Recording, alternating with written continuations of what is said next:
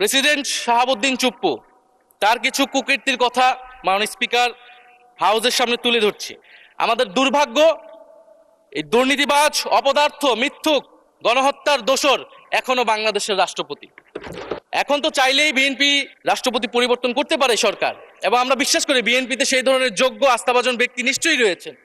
আমি যে সময়টা পেয়েছি এটা বিরোধী দলের কোটা থেকে, আমি আশা করব সরকারি দলের কোটা থেকে আমি আরো 10 মিনিট পাবো। মাননীয় স্পিকার, মাননীয় চিফ হুইপ এবং সংসদ নেতা নিশ্চয়ই এটাতে সম্মতি দিবেন।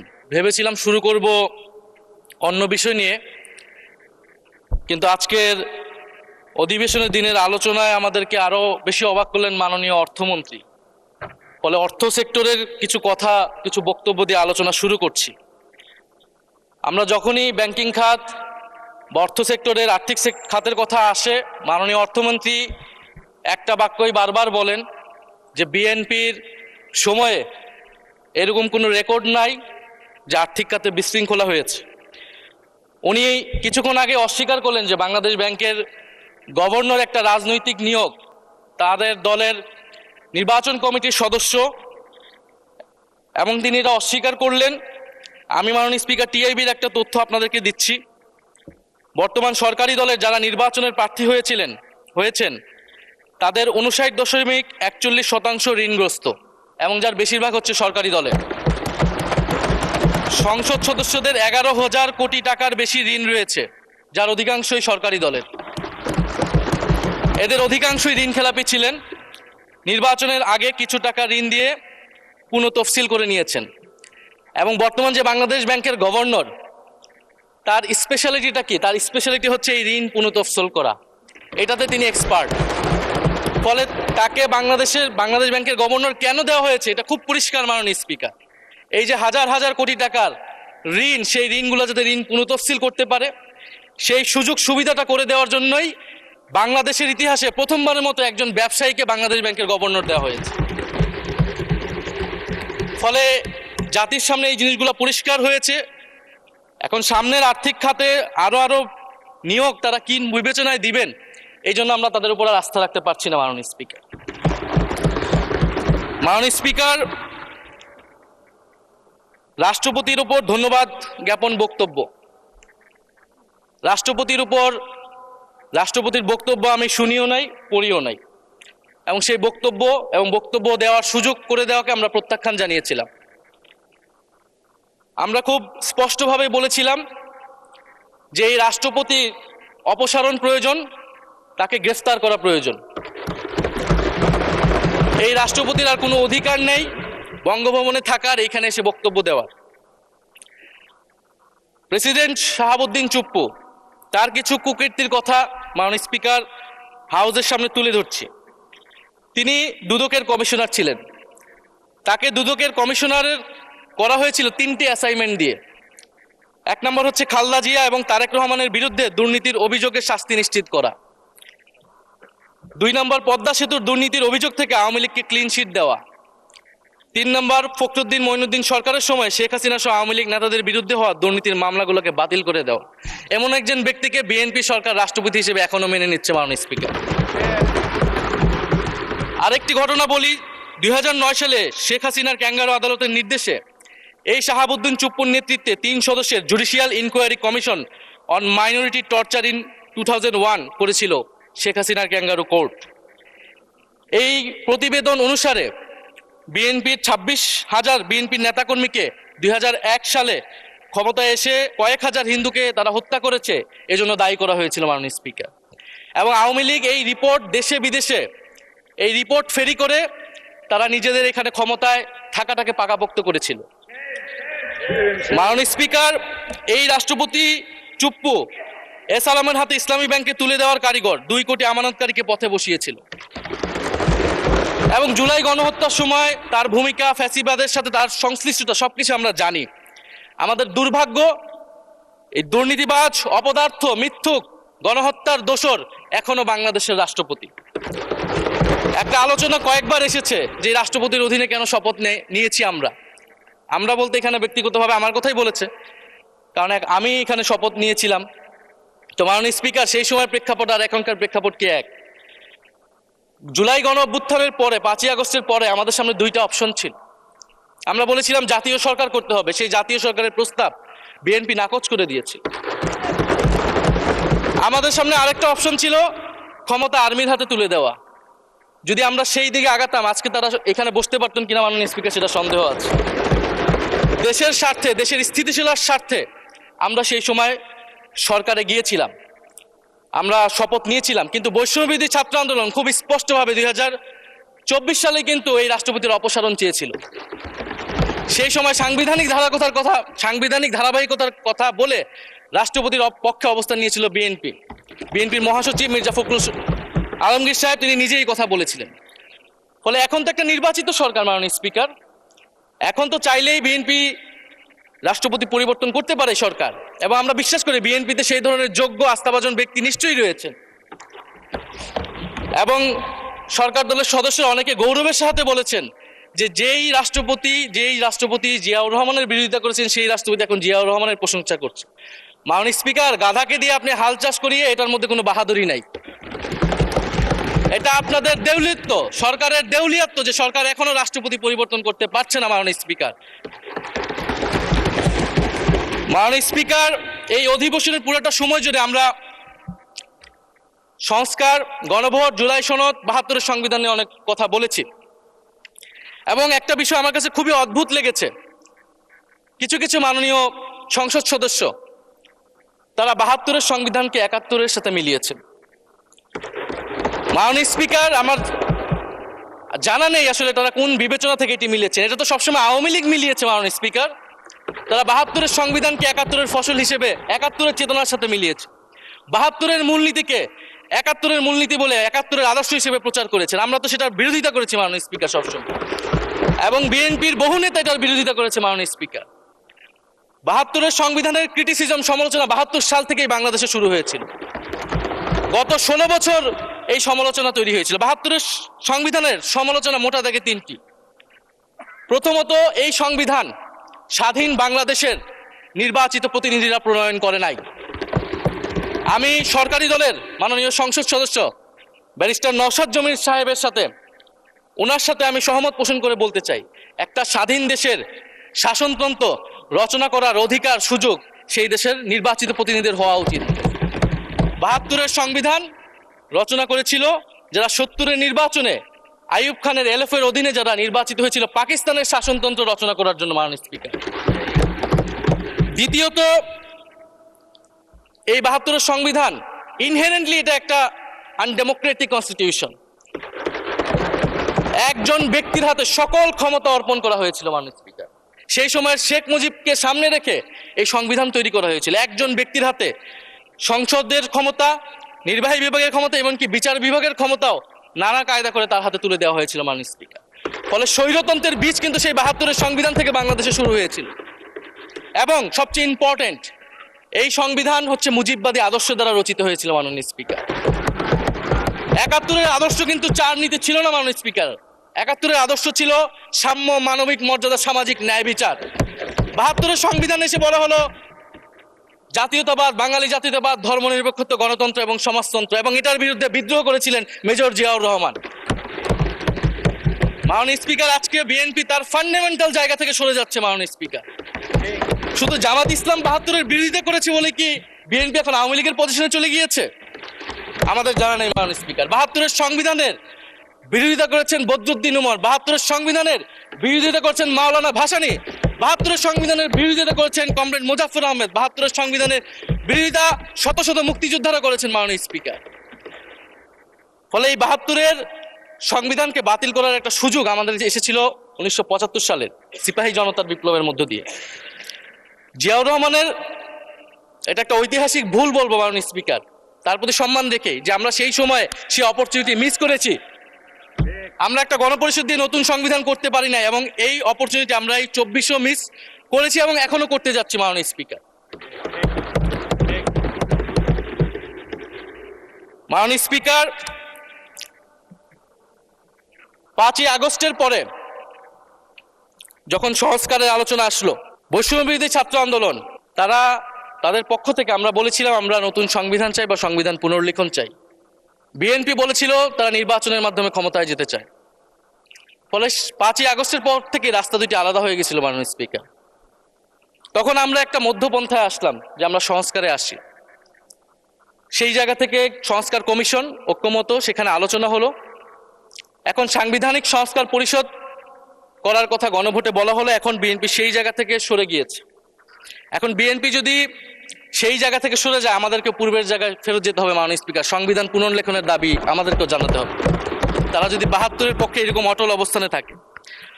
জুলাই সনদ নিয়ে অনেক কথা হয়েছে মাননীয় স্পিকার। জুলাই সনদ, জাতীয় জুলাই সনদ, আমরা যেদিন স্বাক্ষর হয়েছিল, আমরা জাতীয় নাগরিক পার্টি সেদিন স্বাক্ষর অনুষ্ঠানে যাইনি মাননীয় স্পিকার, এবং পরবর্তীতে আমরা স্বাক্ষর করেছি বলা যায় না, আমরা সেখানে আমাদের কমেন্টটা দিয়ে এসেছিলাম মাননীয় স্পিকার। জুলাই জাতীয় সনদ, জুলাই গণ অভ্যুত্থানের পরবর্তীতে এত কষ্টের যে ফসলটাকে, সেইটাকে মাননীয় স্পিকার নোট অফ ডিসেন্ট দিয়ে সেটাকে কলুষিত করে ফেলা হয়েছে। যেদিন জুলাই জাতীয় সনদ স্বাক্ষর হয়, সেদিন জুলাই জাতীয় সনদের মেজর সংস্কারগুলোতেই পাশে একটা নোট লেখা হয়েছে যে কোনো রাজনৈতিক দল বা জোট তাদের নির্বাচনী ইস্তিহার উল্লেখপূর্বক যদি জনগণের ম্যান্ডেট লাভ করে, তাহলে তারা সেই মতো ব্যবস্থা গ্রহণ করতে পারবে। তাহলে যেই দল নির্বাচনে জয়ী হবে, তারা তাদের ইস্তেহার অনুযায়ী সবকিছু করবে মাননীয় স্পিকার। এটার জন্য ঐক্যমতের কোনো প্রয়োজন হয় না। আপনি যদি নির্বাচনে জিতে আপনার ইস্তিহার মতোই সবকিছু করবেন, তাহলে আপনার সাথে আমার কিসের ঐক্যমত, কিসের আলোচনা? এবং সেই নোটগুলো কিভাবে লেখানো হয়েছে, কিভাবে বল প্রয়োগ করে, শক্তি প্রয়োগ করে ঐক্যমত কমিশনকে চাপ দিয়ে লেখানো হয়েছে মাননীয় স্পিকার, এটা ঐক্যমত কমিশনের আমি মনে করি এখন বলার সুযোগ এসেছে, সময় এসেছে। ফলে জুলাই জাতীয় সনদ কে আমরা একসেপ্ট সেই সময় করতে পারি নাই, এবং মাননীয় স্বরাষ্ট্রমন্ত্রীর ভাষাকে ধার করে আমি বলতে চাই যে জুলাই জাতীয় সনদ এক অন্তহীন প্রতারণার দলিলে পরিণত করেছে মাননীয় স্পিকার বিএনপি এটাকে। এবং 72-এর সংবিধানকে আওয়ামী লীগ দলীয় ইস্তেহারে পরিণত করেছিল, কলুষিত করেছিল, এবং জুলাই জাতীয় সনদকে বিএনপি কলুষিত করেছে, দলীয় ইস্তেহারে পরিণত করেছে মাননীয় স্পিকার। আপনি বলছেন জুলাই জাতীয় সনদ, তারপরে আপনি দেখাচ্ছেন হচ্ছে আমার দলীয় ইস্তিহার, তাহলে এখানে তো কোনো ঐক্যমতের সুযোগ নাই। এরপরে আসলো গণভোট। গণভোটের আদেশ নিয়ে সমালোচনা আছে, এবং এই সমালোচনা আমরাও করেছি যে রাষ্ট্রপতি এই ধরনের অর্ডার দিতে পারে কিনা। কিন্তু গণভোটটাকে সবাই মেনে একটা কনসেনসাসের ভিত্তিতেই তো আমরা এই গণভোটে সবাই মিলে অংশগ্রহণ করলাম মাননীয় স্পিকার। বিএনপি এবং তৎকালীন বিএনপির বর্তমান মাননীয় প্রধানমন্ত্রী এবং চেয়ারপারসন, তিনি নিজেও সংস্কারের পক্ষে, হ্যাঁ পক্ষে ভোটে প্রচারণা করেছেন। ফলে আপনাদের ইলেকশনের আগে এটা পরিষ্কার করা প্রয়োজন ছিল যে এই গণভোট আপনারা মানেন না, এই গণভোটে হ্যাঁ বা না জিতুক এটার সাথে আপনাদের কোনো সম্পর্ক নাই। ওনারা কিন্তু মাননীয় স্পিকার সেটা করেননি। ফলে জুলাই গণভোট এটা রাজনৈতিক সিদ্ধান্ত এবং গণরায়। মাননীয় স্বরাষ্ট্রমন্ত্রী তিনি নিজেই সেই সময় বলেছেন যে গণরায় হচ্ছে সার্বভৌম ক্ষমতা, জনগণের রায় আসলে সেটা সকলেই মেনে নিতে বাধ্য হবে, এমনকি যদি সেটার বিরুদ্ধেও কেউ বিজয়ী হয় তারাও সেটা মেনে নিতে বাধ্য হবে। ফলে আমরা মনে করি যে এই গণভোট অনুসারে যে সাংবিধানিক সংস্কার পরিষদ, অতি দ্রুত সময়ের মধ্যে সাংবিধানিক সংস্কার পরিষদ গঠন করা উচিত, এর সুরাহা করা উচিত। আমরা তো মাননীয় স্পিকার অনেক দূর সরে এসেছি, নতুন সংবিধানের জায়গা থেকে সরে আস্তে আস্তে আমরা কোথায় আসলাম? আমরা খুবই সামান্য কিছু দাবি এখানে এসেছে, জুলাই জাতীয় সনদ বা গণভোট যেটাই বলেন না কেন, যে একটা উচ্চকক্ষ হবে ভোটের অনুপাতে, তত্ত্বাবধায়ক সরকার হবে। এই তত্ত্বাবধায়ক সরকার নিয়েই তো এত ঝামেলা, গত 16 বছরের এত আন্দোলন। কিভাবে নিয়োগ হবে, এই নিয়োগটা আমাদেরকে জানতে হবে মাননীয় স্পিকার। নির্বাচন কমিশনার এবং সাংবিধানিক প্রতিষ্ঠানগুলোতে কিভাবে নিয়োগ হবে, একটা নির্দলীয় এবং গ্রহণযোগ্য নিয়োগ আমরা কিভাবে করতে পারি, যেটা দেশকে বিভাজিত করবে না, বিরোধী দলের উপরে বিরোধী দলের অধিকার ক্ষুণ্ণ করবে না, এবং সবচেয়ে গুরুত্বপূর্ণ বিচার বিভাগ পৃথকীকরণ মাননীয় স্পিকার। এগুলা আমরা 5ই আগস্টের পরে আসমান থেকে বলিনি, এগুলা গত 16 বছর আলোচনা হয়েছে। বিএনপির 31 দফায় আলোচনা ছিল, আরো অনেক রাজনৈতিক দলের আলোচনাতে, সংস্কারের আলোচনা থেকেই আমরা মাননীয় স্পিকার ধার করেছিলাম। হ্যাঁ, বিচার বিভাগ এই মুহূর্তে পৃথকীকরণ বা বিচার বিভাগের স্বাধীনতা নিয়ে কনসার্ন আছে, কারণ আওয়ামী লীগের নিয়োগকৃত অনেক বিচারক মাননীয় স্পিকার এখনো রয়ে গেছে বিচারালয়ে, যারা এই জামিনগুলো করিয়েছে ফ্যাসিস্টদের। কিন্তু সেটার একটা সুরাহা আপনারা করেন, আমরা সহযোগিতা করব, কিন্তু তারপরে তো বিচার বিভাগের স্বাধীনতা মাননীয় স্পিকার নিশ্চিত করতে হবে। গুম এবং মানবাধিকার অধ্যাদেশ বাতিল করলেন, আপনারা বলছেন ভালো আইন নিয়ে আসবেন, তো ভালো আইন যতক্ষণ পর্যন্ত আনতে পারছে না ততক্ষণ পর্যন্ত মাননীয় স্পিকার আপনাদের সমালোচনাটা সহ্য করতে হবে। আপনারা ভালো আইন নিয়ে আসুন এবং অতি দ্রুত সময়ের মধ্যে নিয়ে আসুন। আমরা দেখি মাননীয় স্পিকার, এই সংসদে এই অধিবেশনে আরেকটি বিষয় বারবার এসেছে, সেটা হচ্ছে মুক্তিযুদ্ধ এবং জুলাই গণ অভ্যুত্থান। মুক্তিযুদ্ধকে মাননীয় স্পিকার আমরা শ্রদ্ধা করি। আমরা মনে করি এই প্রজন্ম যারা জুলাই গণ অভ্যুত্থানে অংশগ্রহণ করেছি, জুলাই গণ অভ্যুত্থানের মধ্য দিয়ে মুক্তিযুদ্ধের নতুন রূপ তৈরি হয়েছে, মুক্তিযুদ্ধের নবায়ন হয়েছে। মাননীয় স্পিকার, ফলে মুক্তিযুদ্ধের সাথে জুলাই গণ অভ্যুত্থানের কোনো সাংঘর্ষিক অবস্থান নেই। আমরা বারবার বলেছি মুক্তিযুদ্ধ, জুলাই গণ অভ্যুত্থান হচ্ছে মুক্তিযুদ্ধেরই আরেকটি ধারাবাহিকতা। মুক্তিযুদ্ধে আমরা সাম্য মানবিক মর্যাদার কথা বলেছি, জুলাই গণ অভ্যুত্থানে আমরা বৈষম্য বিরোধী গণতান্ত্রিক বাংলাদেশের কথা বলেছি। মাননীয় স্পিকার, কোথায় পার্থক্য, কোথায় আলাদা, এবং কোন ঘটনা বড় কোন ঘটনা ছোট, এটা অহৈতুক তর্ক। মাননীয় স্পিকার, আমরা কেউ বলি নাই যে জুলাই গণ অভ্যুত্থান মুক্তিযুদ্ধের থেকে বড়, বা জুলাই গণ অভ্যুত্থান 90-এর থেকে বড় বা 90-এর থেকে ছোট। জুলাই গণ অভ্যুত্থান এক বিশেষ ঘটনা বাংলাদেশের ইতিহাসে, মুক্তিযুদ্ধ এক বিশেষ ঘটনা, মুক্তিযুদ্ধ বাংলাদেশের ফাউন্ডেশন। মাননীয় স্পিকার, এটার ব্যাপারে আমরা আনকম্প্রোমাইজেবল, এটা নিয়ে কোনো বিতর্কের কোনো সুযোগ নাই। তবে এই কথাটা ওনারাই বারবার বলে মুক্তিযুদ্ধকেও ছোট করতেছেন, জুলাই গণ অভ্যুত্থানকেও ছোট করতেছেন। আরেকটি বিষয় মাননীয় স্পিকার, মুক্তিযুদ্ধর কথা যখন এসেছে, আমরা যে সাম্প্রতিক সময়ে জাতীয় মুক্তিযোদ্ধা কাউন্সিল জামুকা আইন সংশোধন করা হলো, অধ্যাদেশ পাশ করা হলো, সেখানে কিন্তু একটা গুরুত্বপূর্ণ সংশোধনী এসেছে। মুক্তিযোদ্ধাদের সংজ্ঞা থেকে মুজিব বাহিনীকে বাদ দেওয়া হয়েছে। মাননীয় স্পিকার, এবং আপনারা জানেন যে এই মুজিব বাহিনী, সেটাকে সংযুক্তির মাধ্যমে হাজার হাজার ছাত্রলীগের নেতাকর্মীকে মুক্তিযোদ্ধা সার্টিফিকেট দেওয়া হয়েছিল। মাননীয় স্পিকার, মুজিব বাহিনীর রোল কি ছিল, এটা আপনারা এখানে যারা অভিজ্ঞ মাননীয় স্পিকার অনেক মুক্তিযোদ্ধা আছেন, তারা ভালো করেই জানেন। মুজিব বাহিনী তৈরি হয়েছিল অন্তর্ঘাত তৈরি করার জন্য। তারা অস্ত্র হাতে দেশে পাকিস্তান বাহিনীর বিরুদ্ধে যুদ্ধ করে নাই। তারা দেশে ঢুকে মুক্তিযুদ্ধের আওয়ামী লীগ বাদে অন্য যেই পক্ষগুলো রয়েছে তাদেরকে হত্যা করেছিল। মাননীয় স্পিকার, ফলে মুজিব বাহিনী কিন্তু কোনো মুক্তিযোদ্ধা না বর্তমান আইন অনুসারে। কিন্তু এখানে অনেক মুজিব বাহিনীর কিছু লোক আছেন, তারা নিজেদেরকে মুক্তিযোদ্ধা হিসেবে বারবার জাহির করছে। ফলে আমাদেরকে এই ফারাকটাও করতে হবে মাননীয় স্পিকার। এবং মুক্তিযুদ্ধের পক্ষ বিপক্ষের রাজনীতি গত 50 বছর ধরে হয়েছে। আমরা এই সমাধান এখনো কেন করতে পারিনি মাননীয় স্পিকার? এর দায়ভার কে নেবে? বিএনপি কি নেবে না, যারা 29 বছর জামাতের সাথে রাজনীতি করেছে? একটা কথা তো এখন সবাই বলে, সাথে থাকলে সঙ্গী, না থাকলে জঙ্গি। ফলে এটার দায়িত্ব ছিল তো উনাদের, এই রিকনসিলিয়েশন তৈরি করা, এই প্রশ্নের সুরাহা করা। জুলাই গণ অভ্যুত্থানের পরে, স্বাধীনতার 54-55 বছর পরে জাতীয় সংসদে মুক্তিযুদ্ধের পক্ষ আর বিপক্ষ বলে ভাগ থাকবে, এটা তো মাননীয় স্পিকার আমরা প্রত্যাশা করি না, এটা এই প্রজন্ম প্রত্যাশা করে না। আমি মাননীয় স্বরাষ্ট্রমন্ত্রীর সাথে একমত পোষণ করি যে ইতিহাসের এই বিতর্ক আমাদেরকে সমাধান করতে হবে, একপাশে রেখে সামনের দিকে এগিয়ে যেতে হবে, এবং এটা সব পক্ষকে এটার জন্য দায়িত্বশীল ভূমিকা পালন করতে হবে। মুক্তিযুদ্ধ যেমন কোনো দেশের ষড়যন্ত্র না, আবার মুক্তিযুদ্ধের নাম করে এদেশে যে লুটপাট ফ্যাসিবাদ কায়েম হয়েছে সেটাও আমাদের ভুলা যাবে না। মাননীয় স্পিকার, উত্থান সকলের অংশগ্রহণে হয়েছিল, এটা আমরা বারবার বলেছি। তবে বিএনপির বিভিন্ন সদস্য তারা তাদের আলোচনায় বারবার বলার চেষ্টা করে যে আমরা ছিলাম না, আমরা তো এভাবে ছিলাম, এভাবে ছিলাম। এটা তো প্রমাণ করার প্রয়োজন নাই মাননীয় স্পিকার। এটা কেন এত হীনমন্যতা আমাদের এটা বুঝে আসে না। বিএনপি তো অবশ্যই জুলাই গণ অভ্যুত্থানে ছিল, আমাদের সাথেই ছিল। এবং সেই সময়ের একটা উক্তি বিএনপির মহাসচিব মির্জা ফখরুল ইসলাম আলমগীর, উনি বলেছিলেন যে এই আন্দোলনের সাথে আমাদের সম্পর্ক নাই, এটা ছাত্রদের আন্দোলন। তার ওই বক্তব্য সঠিক ছিল মাননীয় স্পিকার। তার ওনার ওই সময়ে কৌশলগত অবস্থান এটাই সঠিক ছিল, উনি ওই সময় এই বক্তব্যই প্রয়োজন ছিল। এটা তো আমাদের কোনো দ্বিমত নাই। মাননীয় স্পিকার, আমাকে ডিজিএফআই, ডিবি, এসবি, বাংলাদেশের হেন কোনো গোয়েন্দা সংস্থা নাই যারা আমাকে ইন্টারগেশন করেছে, টর্চার করেছে এবং একটা কথা বারবার বলানোর চেষ্টা করেছিল যে এই আন্দোলন বিএনপি জামাতের আন্দোলন, যারা আগুন লাগিয়েছে তারা বিএনপি জামাতের সন্ত্রাসী। এটা একবার তোমরা শুধু বলো। ডিবি অফিসের শেষ পর্যন্ত আমরা বাধ্য হয়েছি আন্দোলন স্থগিতের ঘোষণা দিতে, কিন্তু কখনো এই কথাটা মাননীয় স্পিকার আমরা বলিনি। ফ্যাসিবাদ বিরোধী রাজনৈতিক দলের নেতাকর্মীকে আমরা আন্দোলনের সময় থেকে এখন পর্যন্ত কখনো আমরা অস্বীকার করিনি। কিন্তু একটা জায়গা আমরা ফারাক করতে চাই, যে এই গণ অভ্যুত্থান কোনো দলীয় আন্দোলন নয়। 90-এর গণ অভ্যুত্থান, 69-এর গণ অভ্যুত্থান থেকে এই গণ অভ্যুত্থানের পার্থক্য রয়েছে মাননীয় স্পিকার।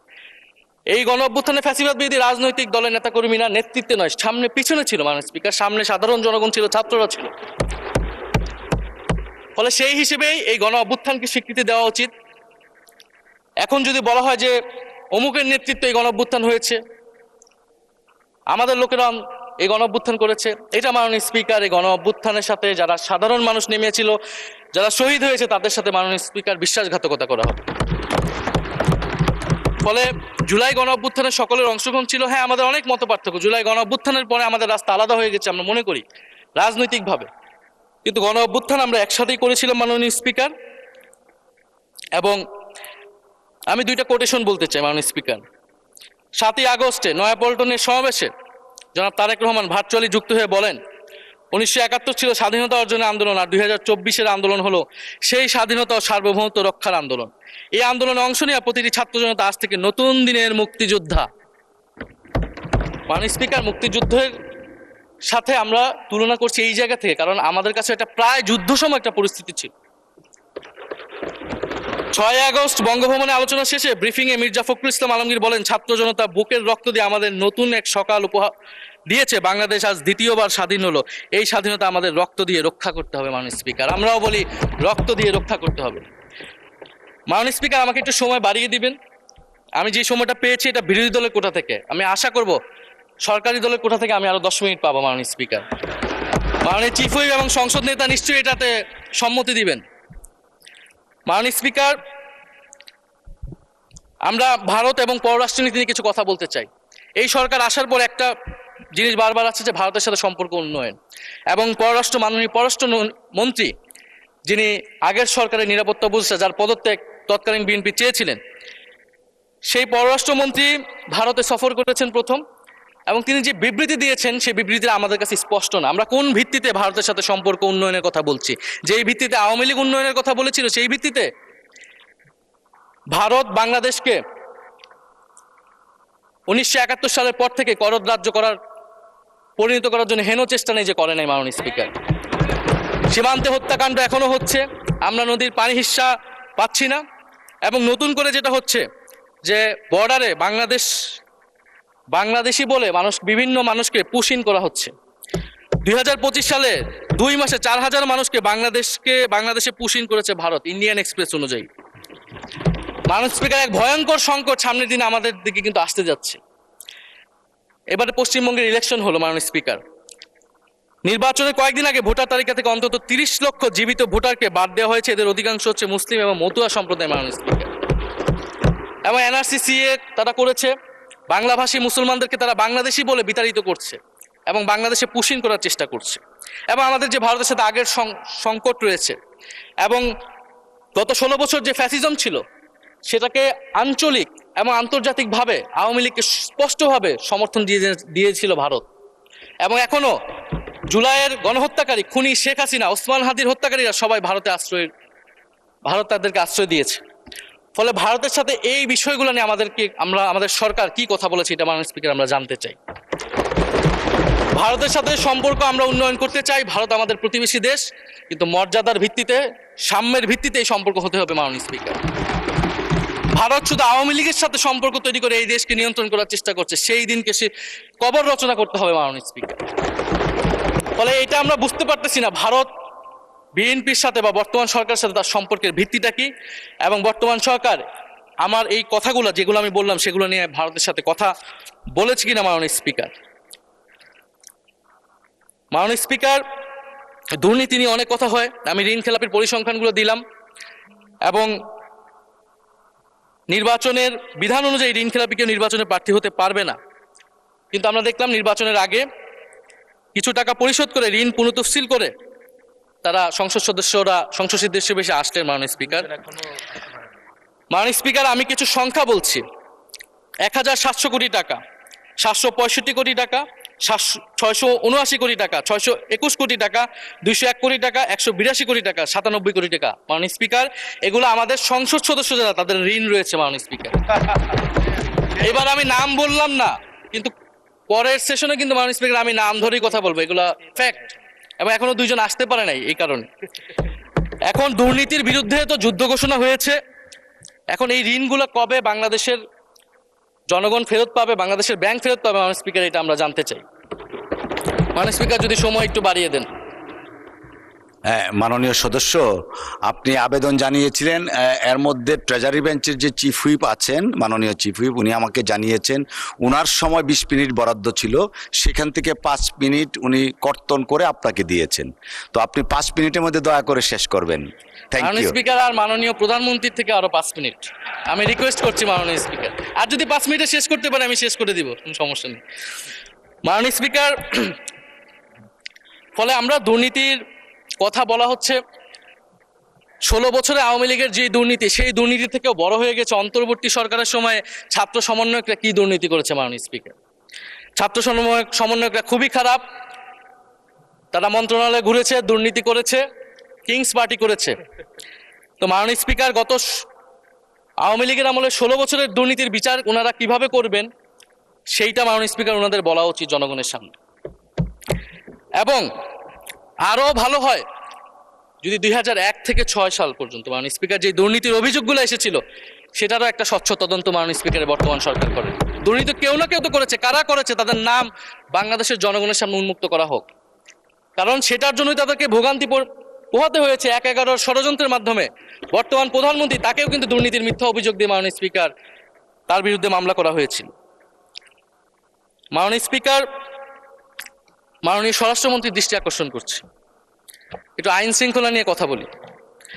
2 মাসে বিএনপির হাতে খুন হয়েছে 31 জন, ধর্ষণের ঘটনা ঘটেছে 14টি, বিএনপির চাঁদাবাজির খবর এসেছে 83টি, হামলার ঘটনা এসেছে 154টি। এর একটিতে সরকার কার্যকর কোনো ব্যবস্থা গ্রহণ করেনি। মাননীয় স্পিকার, শাহবাগ থানার সামনে ঢাকা বিশ্ববিদ্যালয়ের সাংবাদিক সমিতির কয়েকজন সদস্যকে বেধড়ক মারধর করেছে ছাত্র দলের নেতাকর্মী, এবং এটার এখনো কোনো মামলা নেয়নি। মাননীয় স্বরাষ্ট্রমন্ত্রী যদি জানান এই মামলাটা কেন নেওয়া হচ্ছে না। থানার ভিতর প্রবেশ করে ওসির রুমে ডাকসুর 2 জন নির্বাচিত প্রতিনিধিদের উপর হামলা করা হয়েছে। মাননীয় স্পিকার, ঢাকা বিশ্ববিদ্যালয়ের সাংবাদিক সমিতি, মাননীয় স্পিকার আপনি জানেন আপনি ঢাকা বিশ্ববিদ্যালয়ের ছাত্র, মহসিন হলের, আমিও মহসিন হলের ছাত্র। মাননীয় স্পিকার, ঢাকা বিশ্ববিদ্যালয় সাংবাদিক সমিতির একটা বড় ভূমিকা আছে বাংলাদেশের গণতান্ত্রিক আন্দোলনগুলোতে, আমাদের বিশ্ববিদ্যালয়ের গণতান্ত্রিক আন্দোলনগুলোতে। মাননীয় স্পিকার, মাজার হামলা নিয়ে কিছু কথা বলতে চাই। এই সরকারের আমলেও আমরা দেখলাম যে কুষ্টিয়ায় মাজারে হামলা করে একজনকে হত্যা করা হয়েছে। মাননীয় স্পিকার, এটা আমরা নিন্দা এবং প্রতিবাদ জানাই। আমরা কোনো ধর্মীয় বিতর্কে ঢুকবো না, সেটা নিয়ে আমাদের আলেম ওলামাগণ ব্যাখ্যা করবেন, কিন্তু আমরা রুল অফ ল নিয়ে কথা বলতে চাই। মাননীয় স্পিকার, এই ধরনের ঘটনা কোনোভাবেই গ্রহণযোগ্য হতে পারে না, এবং অন্তর্বর্তী সরকারের সময় এই ধরনের ঘটনা অনেক ঘটেছে, আমরা তারও নিন্দা জানাই, এবং সকল ঘটনার তদন্ত এবং বিচার হওয়া উচিত মাননীয় স্পিকার এই সময়ের মধ্যে। মাননীয় স্পিকার, জঙ্গিবাদ নিয়ে নতুন করে কথা আসছে, সরকারের প্রতি অনুরোধ থাকবে আপনারা একটু সমন্বয় করে বক্তব্য দিন। স্বরাষ্ট্রমন্ত্রী বলছেন জঙ্গিবাদ নেই, আবার মাননীয় প্রধানমন্ত্রীর উপদেষ্টা বলছেন জঙ্গিবাদ আছে, জঙ্গি আছে। তো ওনাদের বক্তব্যটা পরিষ্কার হলে আমরাও এই বিষয়ে আমাদের অবস্থান বা বক্তব্যটা পরিষ্কার করতে পারবো। তবে একটা জিনিস, যে জঙ্গিবাদের বিরুদ্ধে আমাদের 0 টলারেন্স মাননীয় স্পিকার। এটা বাংলাদেশের সিকিউরিটি প্রশ্ন, এবং এটা সরকার এককভাবে ডিল করতে পারবে না, এটা জাতীয় ঐক্য লাগবে, এবং সরকারকে আমরা সর্বাত্মকভাবে সহযোগিতা করবে বিষয়ে। তবে বিগত আমলের মতো এবং ওয়ারেন্ট টেররের প্রজেক্ট হিসেবে যাতে বাংলাদেশে কোনো জঙ্গিবাদের নাটক না হয় মাননীয় স্পিকার, এটাও আমাদের মাথায় রাখবে। মাননীয় স্পিকার, আমাদের দেশের প্রধান একটা জনগোষ্ঠী হচ্ছে কৃষক, আমরা সবাই কৃষক পরিবারের সন্তান। সরকার কৃষি কার্ড দিচ্ছে, এটা সরকারকে সাধুবাদ জানাই। তবে সরকার গত বছরের যে দামে কৃষক থেকে ধান এবং চাল কিনেছে, এই বছর ঠিক একই দামে কৃষক থেকে ধান কিনছে, এটার ফলে কৃষকদের কিন্তু মাননীয় স্পিকার লোকসান হচ্ছে। ডিজেলের দাম বৃদ্ধি হয়েছে, সেচ খরচ, সার, বীজ, শ্রমিক মজুরি সব মিলিয়ে মাননীয় স্পিকার বোরো মৌসুমে ধানের উৎপাদন খরচ উল্লেখযোগ্যভাবে বেড়েছে। একদিকে কৃষি কার্ড দিবেন, আরেকদিকে ধানের ন্যায্য মূল্য আপনারা কৃষককে দিবেন না, এটা মাননীয় স্পিকার কোনো সমাধান বলে আমরা মনে করি না। মাননীয় স্পিকার, আমরা জুলাই গণহত্যার বিচার নিয়ে মাননীয় আইনমন্ত্রীকে এখন পর্যন্ত কোনো ব্রিফিং মাননীয় সংসদে করতে শুনি নাই, হয়তো আমরা মিস হয়ে যেতে পারে। আমরা আশা করব উনি প্রতি অধিবেশনে সংসদে এবং সংসদের বাইরে আমাদের ট্রাইব্যুনালের চিফ প্রসিকিউটর আছেন, মাননীয় আইনমন্ত্রীর থেকেও আমরা জুলাই গণহত্যার বিচার প্রক্রিয়া কতটুকু আগাচ্ছে, কিভাবে আগাচ্ছে, এটা নিয়ে আমরা স্বচ্ছ বক্তব্য ওনাদের কাছ থেকে, সরকারের কাছ থেকে মাননীয় স্পিকার আশা করি। আমরা আশা করি মাননীয় স্পিকার যে জুলাই যারা শহীদ হয়েছিলেন, শহীদ পরিবারদের যে সকল সুযোগ সুবিধা দেওয়া হয়েছিল অন্তর্বর্তী সরকার থেকে, সেই সব কিছু অব্যাহত থাকবে এবং বর্তমান সরকার সেটা আরো বৃদ্ধি করবে মাননীয় স্পিকার, শহীদ পরিবার এবং আহত যোদ্ধাদের জন্য। মাননীয় স্পিকার, আর 2 মিনিট যদি বৃদ্ধি করতেন আমি শেষ করে দেব। 2 মিনিট। জি, 2 মিনিট বৃদ্ধি করা হলো। মাননীয় স্পিকার, আমরা এই জুলাই গণ অভ্যুত্থানে এই প্রজন্ম কর্মসংস্থানের বড় একটা দাবি নিয়ে কিন্তু মাননীয় স্পিকার চাকরির আন্দোলন থেকে আন্দোলনটা শুরু হয়েছিল। ফলে আমরা আশা করব এই সরকারের সময় কর্মসংস্থানের সুরাহা হবে এবং সেটার জন্য আর্থিক খাতে দুর্নীতি বন্ধ করতে হবে, বিনিয়োগ আনতে হবে এবং চাকরিতে স্বজনপ্রীতি, দুর্নীতি এগুলো একদম বন্ধ করতে হবে মাননীয় স্পিকার, সরকারি চাকরিতে বিশেষত। মাননীয় স্পিকার, একটা বিষয় যে সরকার এখন বলে দিচ্ছে যে বিরোধী দল কিভাবে কথা বলবে, কিভাবে বিরোধিতা করবে এবং বিরোধী দলের পতনও হয়ে যাবে, এরকম কথা মাননীয় স্পিকার সংসদে আমাদের শুনতে হচ্ছে। তো বিরোধী দল তো মাননীয় স্পিকার সরকারের প্রেসক্রিপশন অনুযায়ী বিরোধিতা করবে না, সরকারের শিখিয়ে দেওয়ার প্রয়োজন নাই কিভাবে কথা বলবে, কিভাবে বিরোধিতা করবে। বিরোধী দল বিরোধিতা করবে, সমালোচনা করবে, জনগণ এটা ঠিক করবে বিরোধী দলকে কতটুকু সমর্থন দিবে কি দিবে না। এবং বিরোধী দলের রাজনীতি মাননীয় স্পিকার বিএনপি করেছে, আমরা দেখেছি, তখন ছোট ছিলাম। মাননীয় স্পিকার, আমি যখন ইন্টারমিডিয়েটে পড়ি, খালেদা জিয়া তখন গ্রেফতার হন এবং তার পরের দিন আমার বাবা রাজনৈতিক মামলায় গ্রেফতার হন। আমার মা আমাকে নিয়ে থানায়, কোর্টে এবং কারাগারে আমি আমার মায়ের সাথে ঘুরেছি মাননীয় স্পিকার। আমি জানি আমার এই অভিজ্ঞতা বাংলাদেশের লাখ লাখ মানুষের, ফ্যাসিবাদ বিরোধী আন্দোলন, রাজনৈতিক কর্মী যারা রয়েছে তাদের সকলের একই অভিজ্ঞতা মাননীয় স্পিকার। মাননীয় স্পিকার, সেই অভিজ্ঞতা থেকেই বিশ্ববিদ্যালয়ে যখন এসেছি প্রথম, মনে হয়েছে যে এই প্রজন্ম হিসেবে আমাদের একটা দায়বদ্ধতা আছে।